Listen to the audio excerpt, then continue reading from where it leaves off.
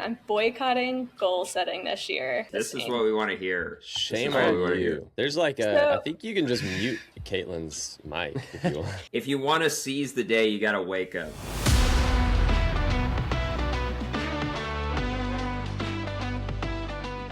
So the whole point in goal setting is to raise the stakes. And when you raise the stakes on anything, you're more invested in it.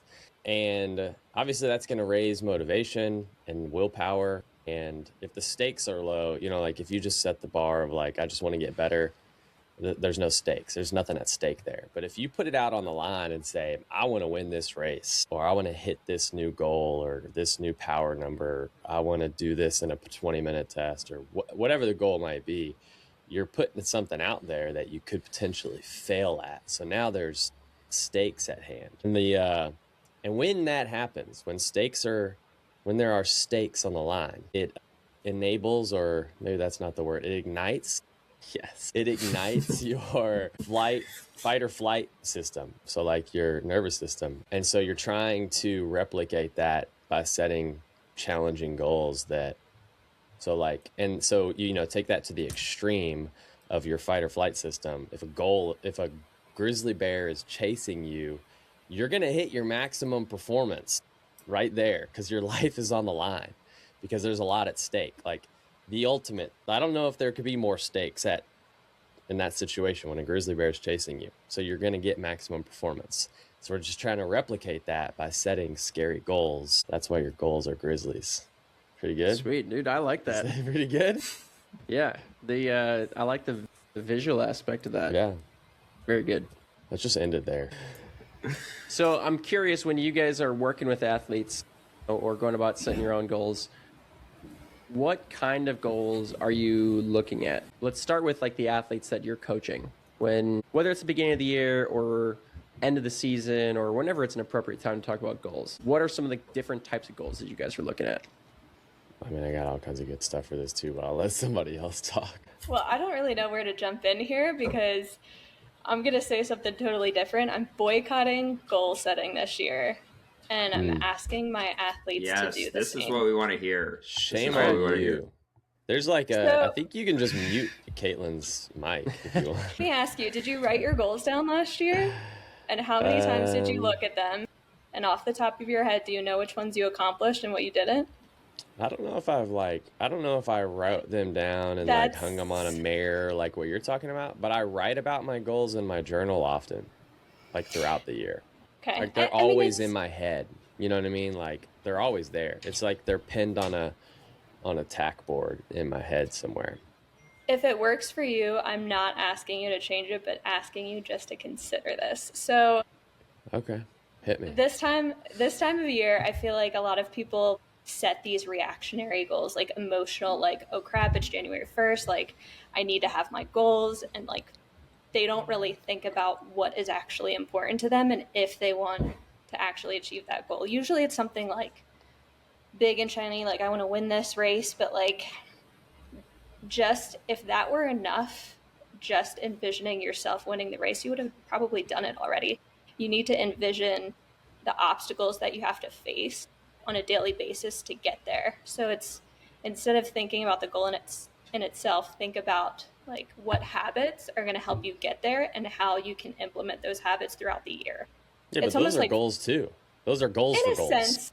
Like those are the process goals for the results goals, right? It's more about time management and trying to create the habits surrounding that versus, so it's like, what's the saying in finance? If you manage the pennies, the dollars take care of themselves. So it's like same thing, I think, with lofty goals that might take you a year or more to accomplish. If you manage your time, the minutes of your day, and implement like within your day plan the things that will help you get to that goal, it'll take care of itself. I had a quote. Dylan makes fun of me because of the quotes I spit out. This one isn't a Dizzle original, but I read it in some book. But I had it in the background on my phone for a long time, and it said, be a champion today. Like everybody wants to be a champion, but they leave out the today part, So like when you wake up, what are you going to do today that's going to put you on the train tracks for being a champion? And that's like, cheesy quote, but it kind of worked for me for a while there.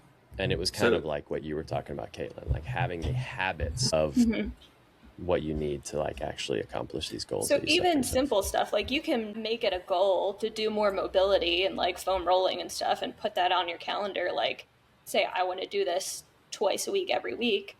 But instead, like if you're not really doing it, are you going to do it? No, you need to like physically plan out the time and then set up your environment so that you're just going to do it.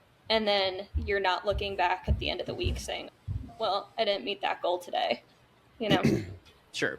Yeah, I mean, I typically refer to those types of things as like either process goals or like habitual goals, which is more so like literally the small like nitty gritty steps that need to get taken on a regular basis. And I think, I mean, those tend to be like the building blocks of larger, longer term goals.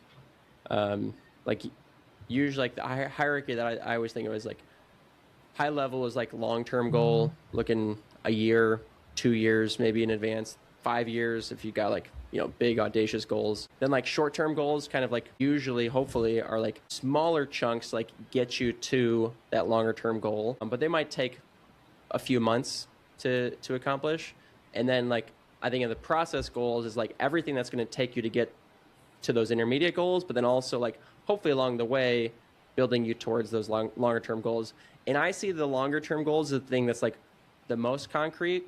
The short term goals as being like a little bit more fluid. And then the process goals, not modular in the sense of like they don't mean anything, but like they're the ones that you have the most control of in right in front of you on any like daily basis. And those should be the most fluid of all your goals. But that doesn't mean that they aren't important. It's just that if it's not working, you need to adjust your process goals, because the process goals or the process in general is the foundation. That's kind of how I've always looked at it. And I think like kind of what you're looking at or what you're getting at, Caitlin, is you want your athletes to be more focused on those like processes that are going to hopefully eventually result in some bigger, longer term goals instead of just looking at the big long-term goal. And I think what can happen a lot of times when you're just focused on a big goal is that time, that year or 2 years actually goes really fast.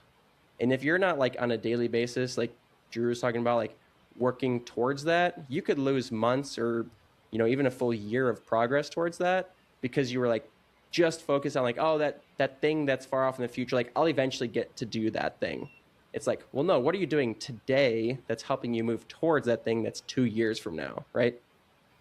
Yeah, I've been talking to David Van Oersel, fellow Ignition coach, a little bit about my training. And he said something the other day that just really resonated for not only like my current training situation, but I was just like, that's just so good for life in general. He was like, you have time, but you have no time to waste. And I was like, I need that on a poster in my face when I wake up every morning. It's so good. All right, Dylan. What was that quote that... There was a quote that I kept saying on the Bonk Bros about something about your alarm clock. Do you remember that, Dylan?